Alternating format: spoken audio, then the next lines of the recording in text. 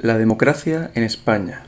La democracia actualmente ha sido el resultado de un proceso histórico que podríamos conocer como la transición democrática. Este proceso comenzó con el final de la dictadura del general Francisco Franco y terminó con la promulgación de una constitución democrática. Tras la muerte de Franco, Juan Carlos I fue proclamado rey en un contexto político de gran incertidumbre. Se iniciaba un complejo proceso de transición que llevaría de la dictadura a un sistema democrático. Este proceso de transición se ha convertido, al pasar los años, en un modelo para muchos países por el escaso nivel de violencia que la acompañó. Los primeros momentos de la monarquía de Juan Carlos I estuvieron caracterizados por la indefinición. Muchos sospechaban que la nueva monarquía sería una mera continuadora del franquismo sin Franco. Sin embargo, el nuevo monarca comprendió que la supervivencia de la monarquía estaba ligada a la implementación de la democracia. Se fue rodeando de un grupo de asesores que diseñaron un plan de cambio político. Este proceso trataba de aplicar cambios controlados para garantizar la llegada de la democracia desde las propias leyes franquistas. En un principio, el rey optó por mantener al frente del gobierno a Arias Navarro, quien había presidido el Ejecutivo en la fase final de la dictadura. Sin embargo, el gobierno de Arias Navarro fracasó a la hora de implementar un proceso de reformas creíble y respondió con represión a las protestas sociales que en ese momento se sucedían en la sociedad española.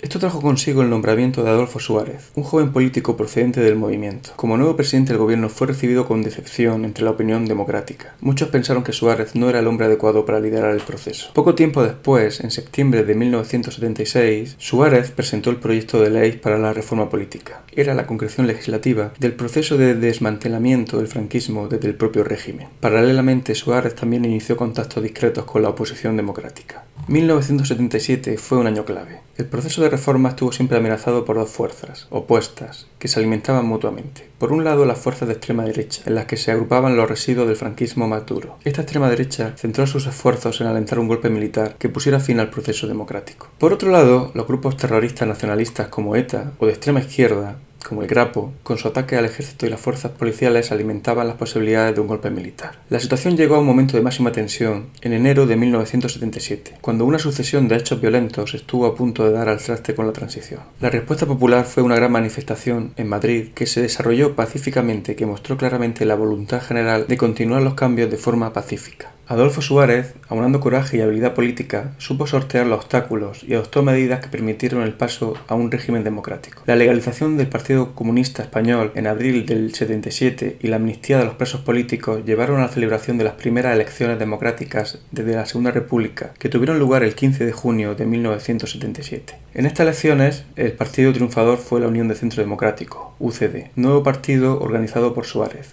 en el que se agrupaban los aperturistas del franquismo con algunos elementos moderados de la antigua oposición democrática. El nuevo gobierno de Suárez se aprestó a hacer frente a los dos principales desafíos del momento: elaborar una constitución que articulara políticamente el nuevo sistema democrático y hacer frente al terrorismo de ETA. Todo este delicado proceso político debía hacerse en un contexto de profunda crisis económica, como la que sucedió en los años 70. Para estabilizar la situación económica, las principales fuerzas políticas firmaron en octubre del 77 los Pactos de la Moncloa, una serie de medidas consensuadas para hacer frente a las graves dificultades económicas con representación de todos los partidos políticos. También fue la simiente para el proceso constitucional. A las pocas semanas de su elección, las Cortes iniciaron los trabajos para elaborar la Constitución. Las Cortes elegidas en junio del 77 se convirtieron inmediatamente en Cortes Constituyentes, cuyo principal objetivo era la confección y redacción de un texto constitucional. En este proceso participaron representantes de todas las fuerzas políticas. La palabra que más se utilizó durante el proceso de redacción de la Constitución fue la palabra de consenso. Se trataba de evitar la triste tradición española de constituciones de partido, que solían dejar a un lado a alguna de las ideologías presentes en el territorio español.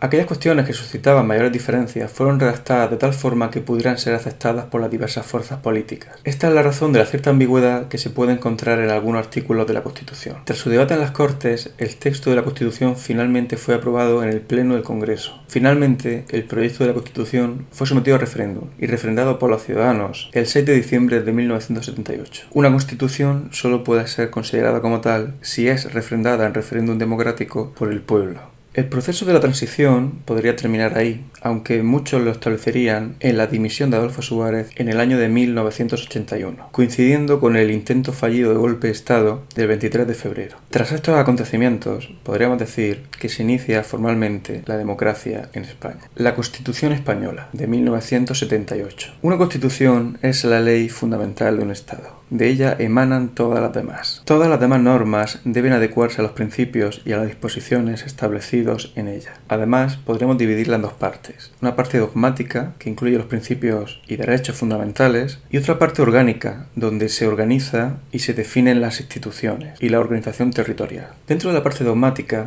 encontramos que en el título preliminar se contienen los principios fundamentales de la Constitución. Se define a España como un Estado social y democrático de derecho, que quiere decir que la ley se encuentra por encima de todo el mundo, de todas las instituciones. Se proclama que la soberanía nacional reside en el pueblo y se define la forma política del Estado como una monarquía parlamentaria. Además, en este título se reconoce el derecho a la autonomía, se define la lengua oficial del Estado y otros símbolos. El título 1 es el más extenso de la Constitución y contiene los derechos, libertades y deberes de los españoles. Aquí se recogen los derechos individuales como el derecho a la vida, a la integridad física, a la libertad ideológica, religiosa, a la igualdad, etc. También se incluyen algunos derechos sociales, como la protección a la familia, disponer de una vivienda digna o el derecho al trabajo. En lo que se refiere a la corona, en el título 2 se establece que el rey es el jefe del Estado y se fijan sus funciones. Su poder es formal, es decir, carece de poder real. Y aunque tiene que firmar todas las leyes que se aprueban, en ningún momento tiene responsabilidad de ellas, ya que una ley solo es válida si está refrendada por otro cargo u otra institución. La Constitución, en los títulos 3º,